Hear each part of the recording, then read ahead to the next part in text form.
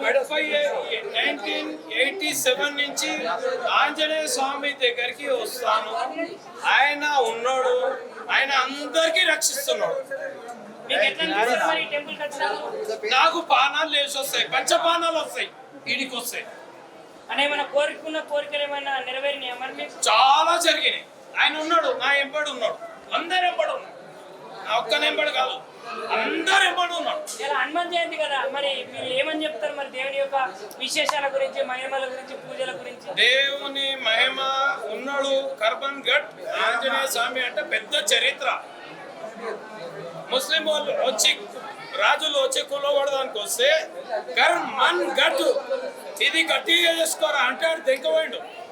అది ఆంజనేయ స్వామి చరిత్ర. ఇంకా చాలా ఉన్నాయి.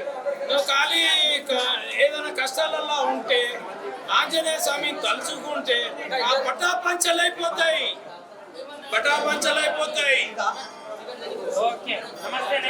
జై శ్రీరామ్, జై భవానీ, జై ఆంజనేయ స్వామికి జై.